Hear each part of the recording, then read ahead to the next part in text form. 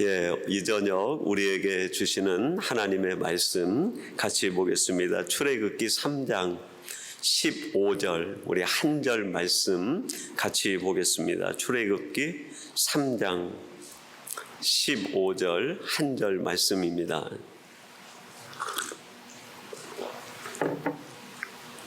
우리 목소리를 같이 해서 우리 같이 봉독하도록 하겠습니다. 3장 15절 말씀 같이 봅니다. 하나님이 또 모세에게 이르시되 너는 이스라엘 자손에게 이같이 이르기를 너희 조상의 하나님 여호와 곧 아브라함의 하나님 이삭의 하나님 야곱의 하나님께서 나를 너희에게 보내셨다 하라. 이는 나의 영원한 이름이요 대대로 기억할 나의 칭혼이라. 아멘. 오늘 화요 예배 시간은 주시는 말씀 출애굽기 3장 15절 말씀을 갖고 선민의 생활 원리라는 제목으로 하나님의 말씀을 전하도록 하겠습니다. 이제 하나님께서는 이스라엘 백성들이 머지않아 애굽에서 나와 하나님의 선민으로서의 삶을 새롭게 시작할 걸 아셨습니다. 이스라엘 백성들이 애굽에서 나온다고 할 때 하나님의 제일 큰 관심사 그건 도대체 뭐였을까요? 이스라엘 백성들이 애굽에서 나올 때 하나님께서 바로와 애굽 백성들에게 명령해 가지고 그들이 애굽 땅에서 누리고 있었던 모든 것들을 가지고 나옵니다. 가축되며 그들이 쓰던 일상의 좋은 것들, 그들의 필요한 것들을 애굽에서 다 가지고 나왔어요. 그것도 이스라엘 백성들에게 필요한 거니까 하나님이 관심 속에서 주신 것이죠. 일상에 필요한 것, 그게 하나님의 최대의 관심사였을까요? 또 이스라엘 백성들이 광야를 지나가려고 하면 이제 광야 초입에서부터 그들이 아말렉 군대와 전쟁을 일으키게 됩니다. 전쟁을 일으키게 되면 이스라엘 백성들만의 전략과 전술의 군대 힘이 있어야 되는데 그것도 광야를 지나갈 때에 정말 필요한 거죠. 근데 그것이 이스라엘 백성들을 향한 하나님의 최고의 관심사였을까? 이스라엘 백성들이 가나안 땅에 들어가게 되면 하나님이 젖과 꿀이 흐르는 그 땅을 주신다고 그랬어요. 이미 창세기 15장에 아브라함에게 예언처럼 약속해 주신 약속의 땅입니다. 무려 하나님께서 500년 전부터 약속하신 그 가나안 땅을 이스라엘 백성들이 받아 누리는 것. 하나님의 약속이 실현되는 어마어마한 사건이죠. 하나님이 주시는 큰 축복임에 분명합니다. 근데 그것이 이스라엘 백성들을 향한 하나님의 최고의 관심사였을까? 여러분, 우리들이 이 땅을 살아가다 보면 우리들의 관심이 머무는 곳이 있어요. 우리의 관심이 어디에 머무를까요? 내 일상에 뭐가 좀 넉넉했으면 좋겠다. 내가 살아가는 삶에 필요한 것들이 좀 넉넉히 채워지면 좋겠다. 우리의 삶에 있어서 어떻게 보면 무시할 수 없는 아주 중요한 일상의 필요죠. 하나님께서 마태복음 6장에 보면 그거를 이미 아시고 주신다고 그랬어요. 우리를 향한 하나님의 최대의 관심사가 우리의 일상을 넉넉히 채워주시는 데 있을까? 뭔가 퀘스천 마크가 붙지 않습니까?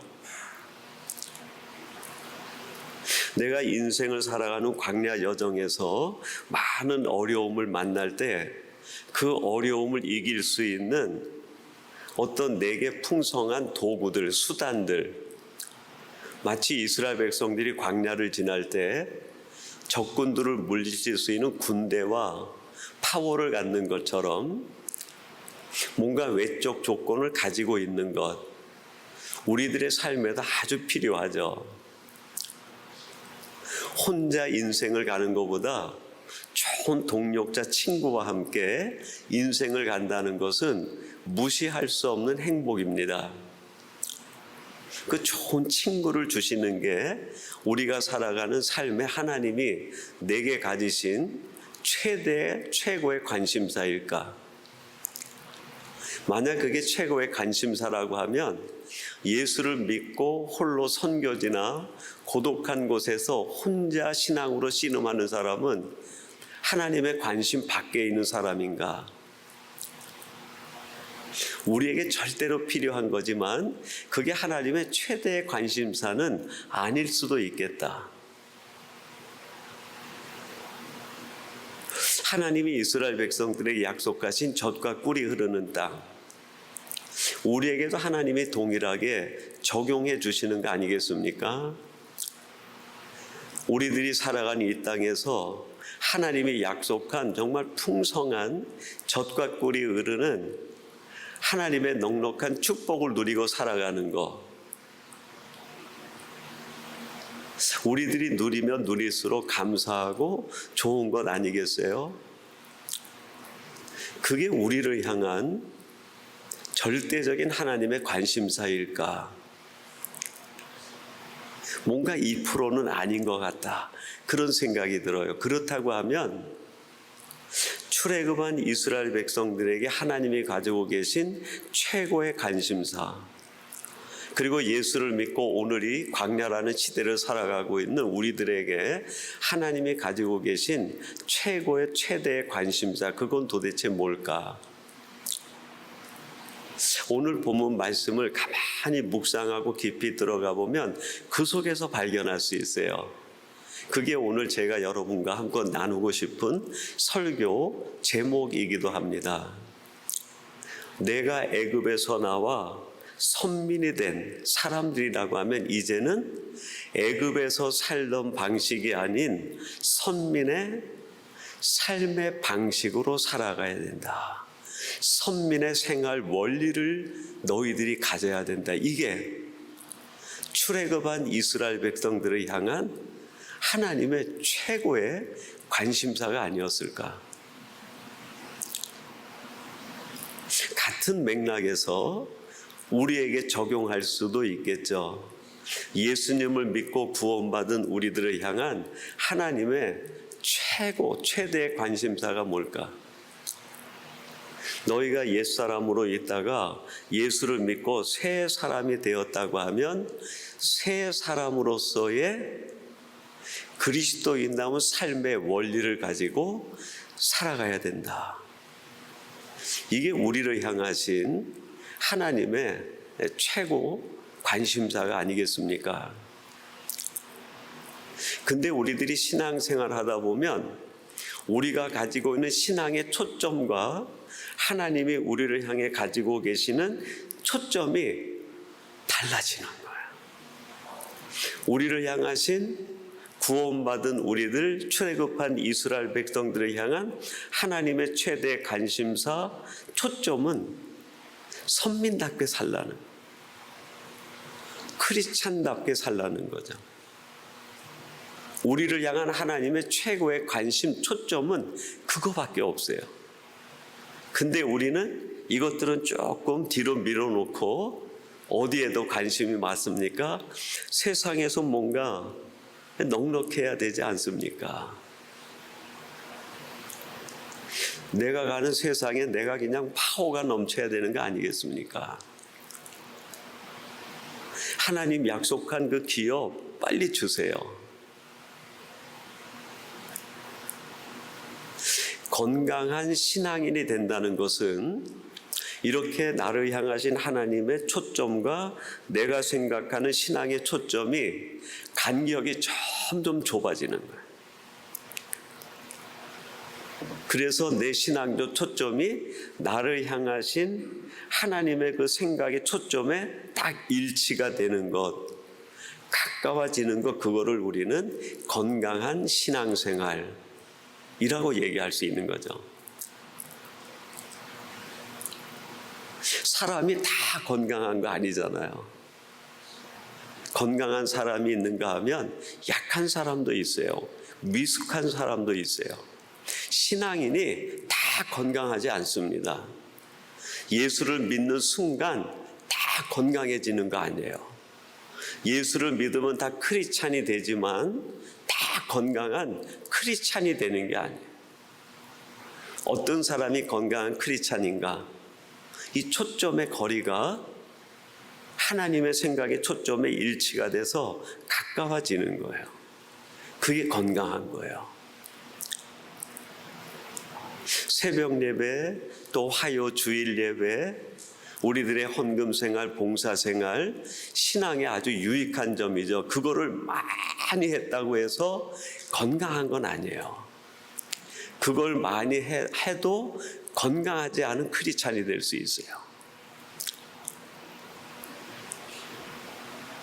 저는 우리 화요 예배, 새벽 예배 나오는 성도님들을 볼 때마다 얼마나 가슴이 뛰고 감동이 되고 얼마나 감사한지 모르겠어요. 저의 짧은 밴쿠버 생활을 통해서 볼 때 이 시간에 맞춰서 이 자리에 오기 위해선 내 생각이 아침부터 이 자리에 있어야만 이 자리에 올 수 있어요. 하루 지내는 순간에 잠깐이라도 내 생각이 다른 데가 있으면 이 시간을 놓쳐버리는 거예요. 그만큼 우리의 일상이 얼마나 매여 있고 시간에 바쁩니까?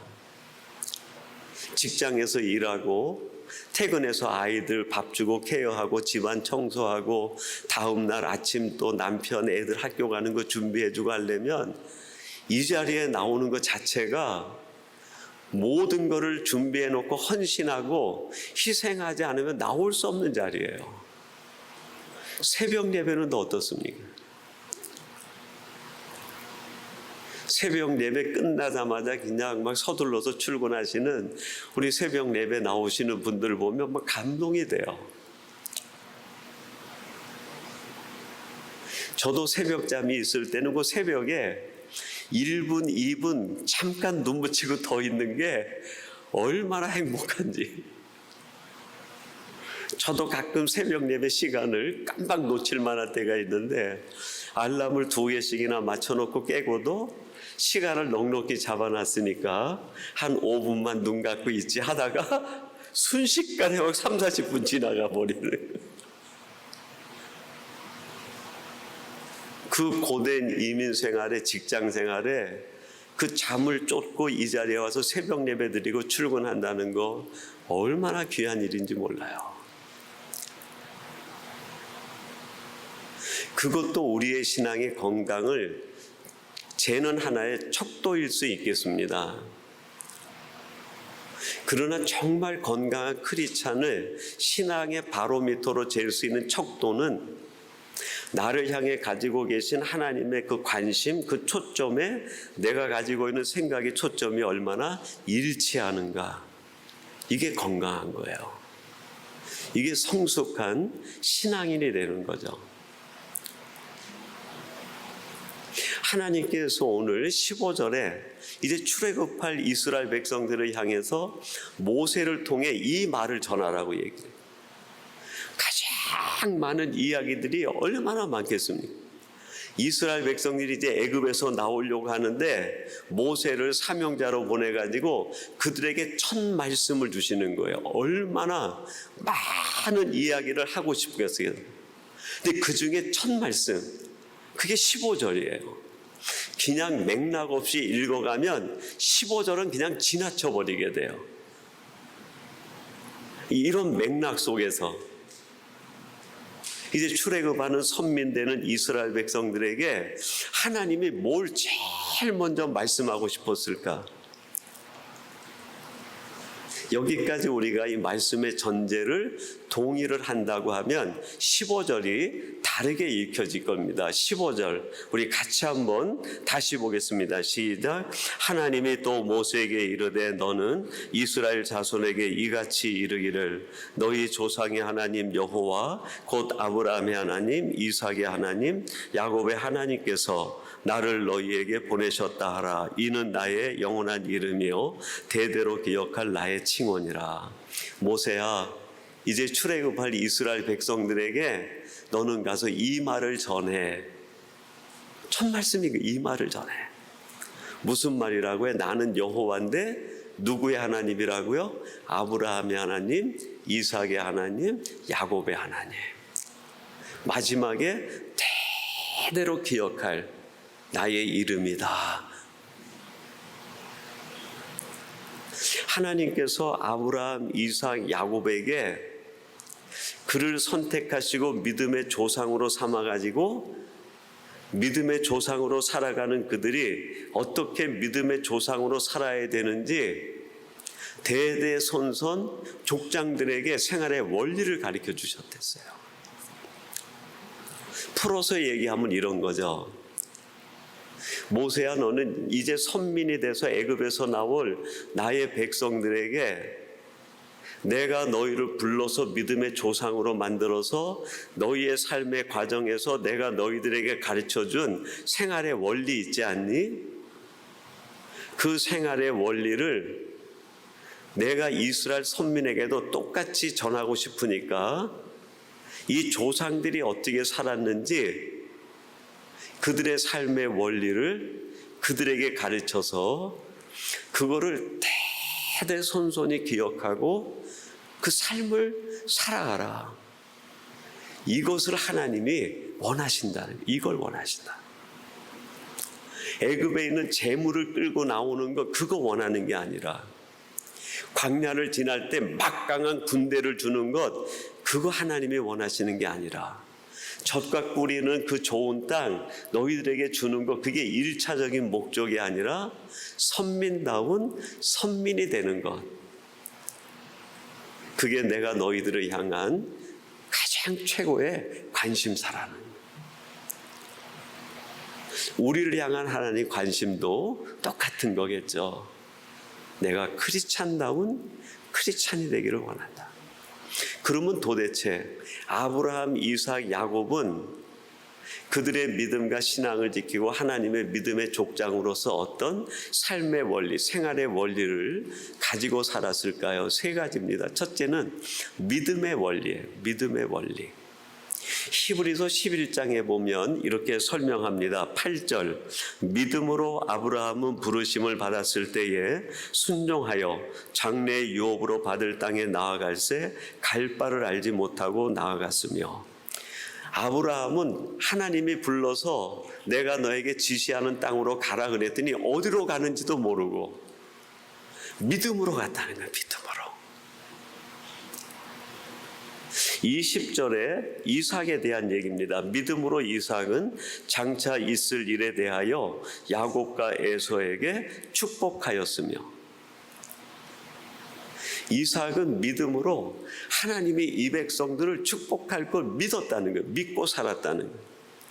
아브라함의 그 믿음이 이삭에게 그대로 유산으로 물려진 거예요. 따블이 된 거예요. 따블.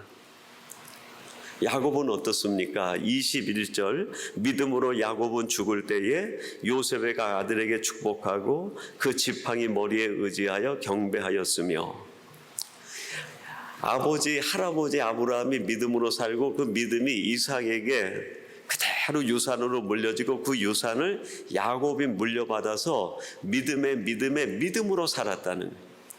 아브라함의 하나님, 이삭의 하나님, 야곱의 하나님은 다른 말로 얘기하면 믿음으로 이들이 산 것처럼 너희들도 믿음으로 살아라, 그 말이에요. 원래 히브리어는 강조법, 비교법이 없어요. 영어나 이런 데 보면 비교급, 최상급 이런 게 있잖아요. 근데 히브리어, 헬라어는 비교급과 최상급 이런 게 없어요. 그래서 강조하기 위해선 같은 맥락의 문장과 단어를 계속 반복해 쓰는 거예요. 아브라함 하나님, 이삭의 하나님, 야곱의 하나님은 그냥 족장들의 하나님 그런 뜻보다 더 깊은 문맥적 의미가 있는데 그들의 무엇인가를 강조하고 싶은 거예요. 아브라함도 믿음으로, 이삭도 믿음으로, 야곱도 믿음으로, 그러므로 너희들도 이런 믿음으로 살아야 된다. 이 말씀을 우리에게 들려주시는 까닭이 뭡니까? 우리들 역시 이 믿음으로 살아야 된다는, 그게 구원받은 크리스찬의 하나님이 가지고 계신 첫 번째 관심사란. 근데 이제 질문이 생겨요. 그러면 믿음으로 산다는 게 뭘까? 여러분, 믿음으로 산다는 게 뭐예요? 우리가 다 예수를 믿는다고 하는데 믿음으로 사는 게 뭡니까? 얘기하면 너무 막연해요. 내가 믿음으로 살기는 사는 것 같은데 어떻게 답을 한두 마디로 요약해서 정리하기가 참 어려워요. 저는 믿음이란 이렇게 정의를 합니다. 나를 향해 가지고 계신 하나님의 뜻이 나를 통해서 실현되도록 하는 것이 믿음이다.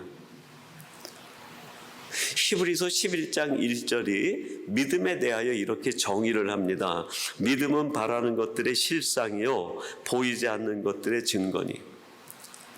하나님이 나에게 가지고 계신 뜻이 안 보여. 분명히 나에게 하나님이 어떤 뜻과 계획을 가지고 계시는데 그게 안 보여요. 근데 내가 믿음으로 안 보이는 내게 가지고 계신 하나님의 뜻이 이루어지고 실현되게 해서 보니까 그게 눈에 보인 거예요. 증거가 된 거예요. 믿음이 뭔가 나를 향해 가지고 계신 안 보이는 하나님의 뜻인데 그게 나를 통해서 이루어지고 보니까 눈에 보인 게 된 거예요. 예를 들면 이런 겁니다. 마태복음 1장과 누가복음 2장에 보면 마리아가 예수님을 잉태하죠. 얼마나 황당하겠어요. 남자를 알지도 못하는데 아기를 가진 거예요. 근데 그 밤에 천사가 나타나서 알려줍니다. 마리아야, 두려워하지 말라. 내게 잉태된 것은 성령으로 말미암아 된 것이니 장차 아들을 낳으리니 그 이름을 예수라 하라. 그가 세상을 구원할 자다. 그랬더니 마리아가 뭐라고 대답해요? 개역 성경은 그렇게 되어 있습니다. 주의 계집종이오니 말씀대로 이루어지이다. 지금 하나님이 나를 통해서 무슨 일을 하고 계시는지 이거 도저히 감이 잡히지 않는 거예요. 어떻게 이런 일이 내게 이루어지는지. 하나님이 뭔가 하여튼 나를 통해서 지금 하시고 싶다는 거예요. 두렵고 떨리고 감이 잡히지 않는데 마리아가 말씀대로 이루어지이다. 그게 믿음이에요. 그게.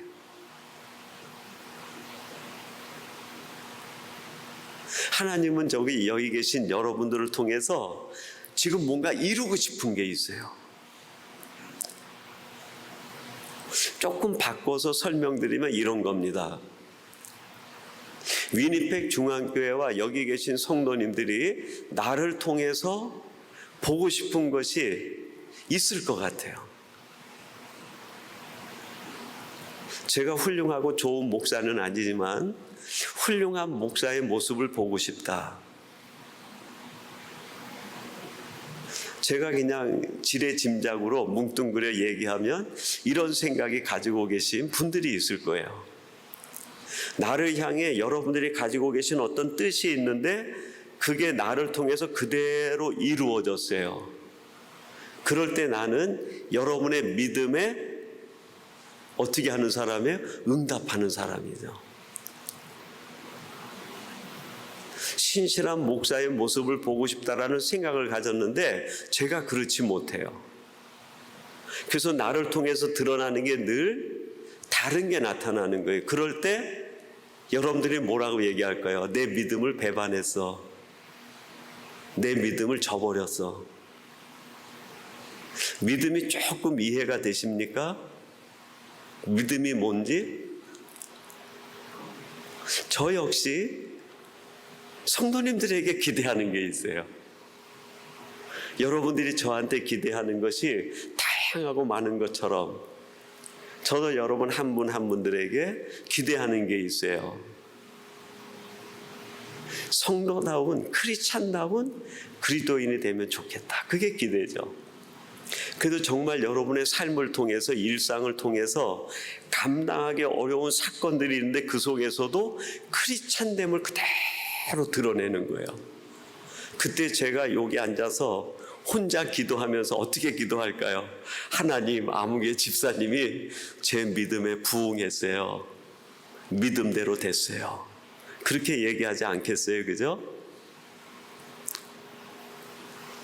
믿음이란 어려운 게 아니에요. 나에 대하여 하나님이 뭔가 기대하는 것이 있다는 것을 생각하고 그 기대를 내가 이루어드리기 위해서 철저하게 하나님의 뜻에 맞춰 내 삶을 살아가고 내 삶을 영위해가는, 그래서 나를 통하여 하나님이 원하시는 뜻이 증거로 나타나는 거 이게요. 여기에서 이제 한 단계 더 믿음에 대하여 우리가 아주 깊게 생각해야 되는 것이 있는데, 믿음으로 말미암아 구원에 이른다, 그렇게 얘기를 했어요.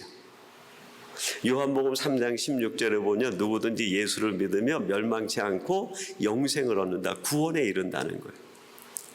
그래서 우리 모든 크리스찬들이 예수를 믿으면 구원받아요, 그렇게 얘기를 해요. 문장으로는 이해가 되고 믿어져요. 근데 그게 무슨 뜻일까요? 어떻게 내가 예수를 믿으면 그게 나의 구원을 완성하는 게 될까요?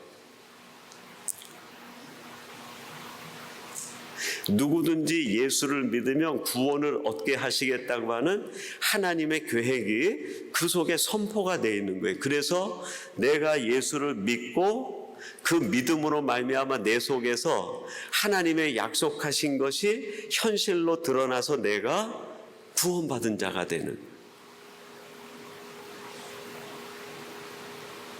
그 믿음이 약하고 그 믿음이 작아도 하나님의 약속은 변하지 않는 신실함이기 때문에 그 믿음으로 하나님의 말씀을 내가 끌어들이고 내 구원의 요소로 받아들였더니 그 말씀이 내 안에서 작동하고 역사해가지고 그게 나로 하여금 구원받은 자녀로 내가 사람이 된 거예요, 사람이. 그래서 믿음으로 내가 구원받는 거예요. 나를 향해 가지고 계신 하나님의 뜻과 하나님의 구원을 주시기 위해서 이루신 십자가 사건과 내가 그것을 받아들이는 믿음을 통해 가지고 하나님의 약속이 내 안에서 현실화되는, 그래서 내가 구원에 이르는 거예요. 내 믿음이 위대하고 내 믿음이 절대적이고 내 믿음이 완벽해서 구원에 이르는 것이 아니라 정말 보잘것없는 믿음인데, 그 믿음으로 하나님을 내가 모셔드렸는데 그 조그마한 믿음으로 모셔드린 하나님의 구원의 계획과 뜻이 내 속에서 역사해가지고 현실로 드러났는데 내가 구원받은 자가 된 거예요. 그래서 믿음으로 말미암아 내가 구원에 이르는 거예요. 아브라함, 이삭, 야곱이 믿음으로 살았으니 선민된 너희들도 이제 애굽에서 나오면 이 믿음으로 살아야 된다. 그러면 이스라엘 백성들에게 믿음으로 살아야 된다고 했을 때 하나님이 기대하시는 게 뭐예요? 너희들이 광야에서 선민다움을 드러내라. 선민의 삶을 살면서 그들의 삶을 통하여 계속 하나님의 뜻이 현실화되어져, 하나님의 뜻이 이루어져 나가야 돼요. 그게 끊임없는 믿음의 삶이죠. 하나님이 백성들에게 원한 첫 번째 선민의 생활 원리가 내가 너희들을 통하여 나의 뜻이 실현되는 걸 보고 싶다는 거예요. 무엇을 통해서? 믿음을 통해서. 여기까지 따라오실 수 있겠어요? 예. 두 번째는 순종의 원리예요. 순종의 원리. 그 창세기 22장 3절에 보면 하나님께서 아브라함에게 이삭을 제물로 드리라고 합니다. 그때 아브라함이 어떻게 결단합니까? 아브라함이 아침에 일찍이 일어나 나귀의 안장을 지우고 두 종과 그의 아들 이삭을 데리고 번제에 쓸 나무를 쪼개 가지고 떠나 하나님이 자기에게 일러주신 곳으로 가더니 이삭을 바치라고 하는데 아멘 하고 순종하는 거예요.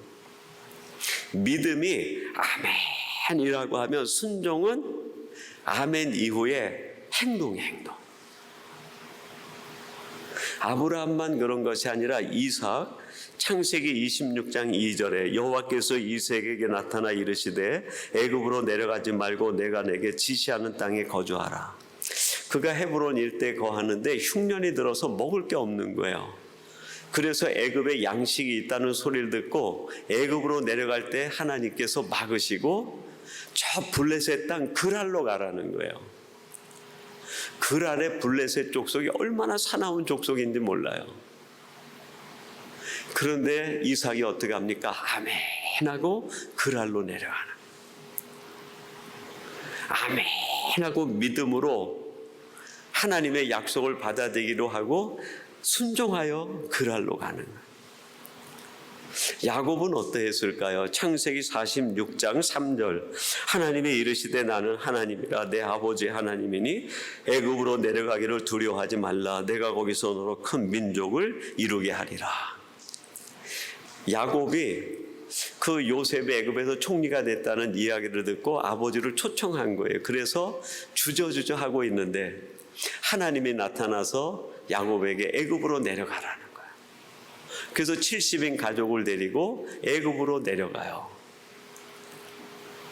순종은 아멘 그 이후에 내가 아멘 한 대로 행동하는 게 순종이에요.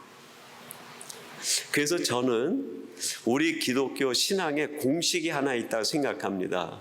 그리고 자주 성도님들에게 이야기하는 것 중에 하나가 있는데 우리의 구원은 무엇으로 받는다고요? 믿음으로 받는다. 그럼 축복은 무엇으로 받을까요? 순종으로 받는 거예요. 순종. 우리 한국에 기독교가 처음 들어왔을 때 한국이 굉장히 가난했어요. 그래서 선교사님들과 선배 목사님들이 복음을 전할 때 뭐라고 복음을 줬어요? 예수 믿으면 복 받습니다. 예수 믿으면 복 받아요. 어떤 복을 받을까요? 구원의 복을 받아요. 거기까지예요. 거기까지. 그래서 정확하게 얘기하면 예수 믿으면 구원 받습니다. 그렇게 얘기해 맞아요. 근데 예수 믿으면 복 받습니다 해가지고 한국의 많은 크리스찬들이 기독교를 오해합니다. 기복 종교로 오해를 해요. 예수 믿으면 구원받는 것 그거는 살짝 묻어두고 복을 기대하는 거예요. 복. 근데 예수 믿으면 구원받는 것이고 하나님이 주시는 복은 무엇으로 받는다고요? 순종으로 받는다. 설명을 드릴게요. 마태복음 25장에 보면 달란트 비유가 나오는데 주인이 종을 불러가지고 각각 달란트를 5개, 2개, 1달란트 줍니다. 똑같은 종이고 똑같은 주인 밑에서 똑같은 자격으로 있는 사람들에게 달란트를 달리 준 거예요. 달리 준 달란트가 이들에게 복일까요? 아니죠. 은사라고 얘기하죠. 이들의 복은 뭘까요? 주인에게 하인으로 인정받은 거예요. 너는 내 사람이야. 그게 이 하인들의 복이죠. 최고의 복이죠. 거기에다가 준 이 달란트는 복이 아니라 은사예요. 은사. 근데 그 은사도 똑같이 주는 게 아니라 달리 주세요. 달리. 하나님의 목적에 따라 뜻에 따라 달리 주시는 거예요. 지금 하나님께서 아브라함, 이삭, 야곱이 순종으로 계속 순종의 헌신을 보였을 때 이들이 그 애굽 땅에서 430년을 지나는 동안에 어떻게 됐어요? 번성케 된 거예요. 번성케. 큰 민족을 이루는 복을 받은 거예요. 하나님의 선민으로서는 하나님의 약속에 대한 믿음으로 선민이 된 것이고, 그들이 큰 민족을 이루고 복을 받은 것은 결국 조상 대대로 내려오는 순종의 열매예요. 순종의 열매.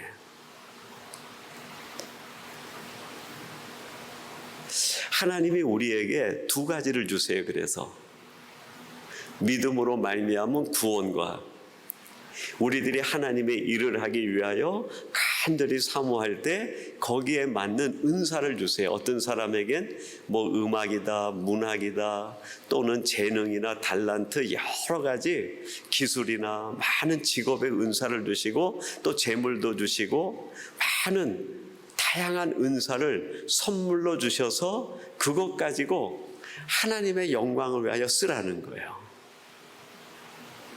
그래서 실제로 은사는 다 내 목이 아니라 하나님의 목이에요. 하나님의 목.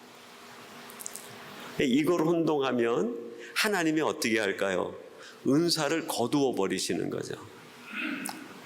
한 달란트 받은 사람에게 그것을 빼앗아서 그거를 잘 활용하는 사람에게 다시 주는 거예요.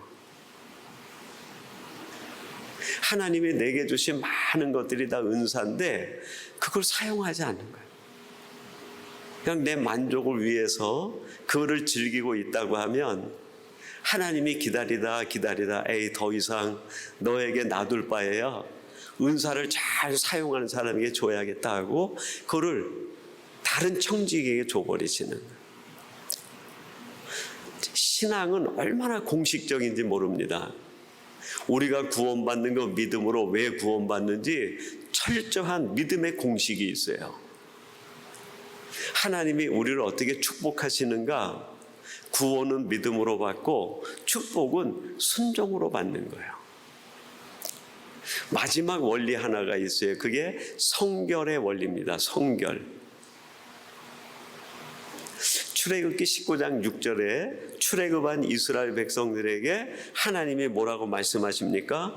너희는 내게 대하여 제사장 나라가 되며 거룩한 백성이 되리라. 너는 이 말을 이스라엘 자손에게 전할지니라. 너희는 거룩한 백성이 되라 그랬어요. 근데 단서가 붙었어요. 거룩한 백성이 되는데 누구의 관점에서? 내게 대하여. 하나님의 관점에서 거룩한 사람이 되라는. 왜 내게 대하여라는 말을 하나님이 단서로 붙였을까요? 거룩에 대한 기준과 관점이 내가 될 수 있기 때문에.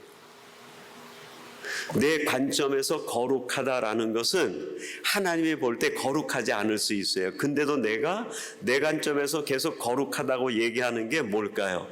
외식이고 위선이에요. 내 관점에서 거룩함을 지켜나간다고 하면 그 사람의 입장에서는 거룩할 수 있어요. 근데 그게 모든 타인들에게는 엄청난 해를 주는 것이 될 수 있어요. 그게 우리들이 공동체에서 종종 경험하는 거 아닙니까? 자기 의의가 더 남다른 사람 때문에 공동체가 아주 어려워지는 경우가 있어요. 내게 대하여 거룩하기 때문에 그래요. 내가 공동체에서 가장 거룩한 사람, 내가 가장 의로운 사람,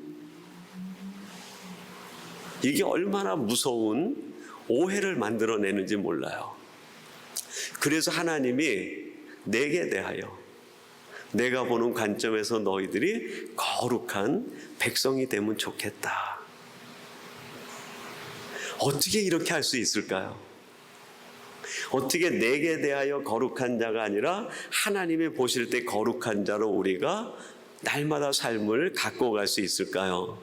그 키는 어디에 있을까요? 그게 바로 예배.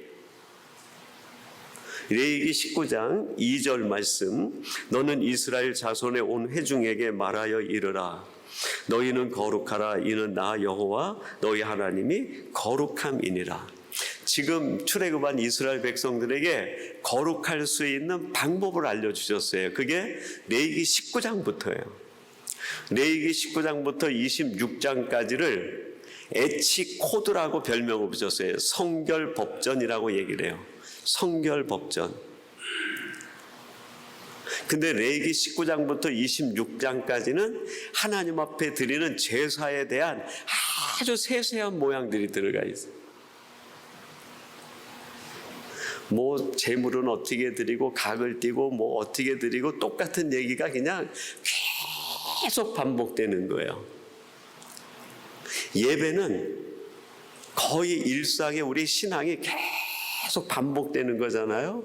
근데 그 반복되는 예배 생활을 통하여 우리가 어떻게 될까요? 거룩해져 가는 거예요. 제가 전에 생활의 달인을 보니까 면발을 만드는 달인이 있더라고요. 그 국수 면발을 만드는데 그 면발이 그냥 가는데 잡아 늘려도 찢어지지도 않고 그걸 먹는 사람마다 막 감탄을 하는 거예요. 이렇게 찰지고 이렇게 좋은 면발은 먹어보지 못했다는 거예요. 그 PD하고 담당하는 진행자가 도대체 이걸 어떻게 만듭니까 했더니 다른 방법이 없더라고요. 제가 보니까 끊임없이 반죽을 다듬어 가는 거예요. 다듬고 숙성하고 다듬고 숙성하고 다듬고 숙성하고. 여러분, 우리가 하나님 앞에 예배 드리는 것도 내가 성숙해져가는 다듬어지는 시간들이에요. 그 예배 생활을 통해 가지고 내가 하나님 앞에 어제의 오늘보다는 조금 더 하나님 보시기에 좋은 사람으로 바뀌어져 가는 거예요.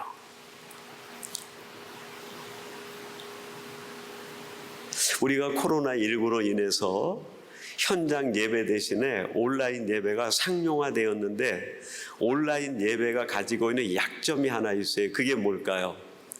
하나님 앞에 나를 세우는 자세가 달라지는.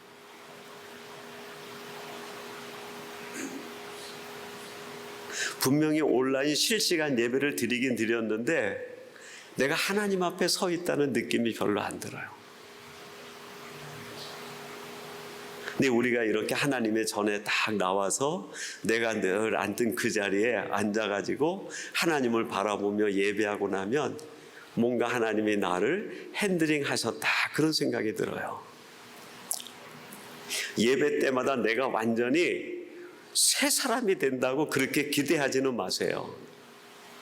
그러기에는 우리들이 인간성이 너무 끌어당기는 게 많아요.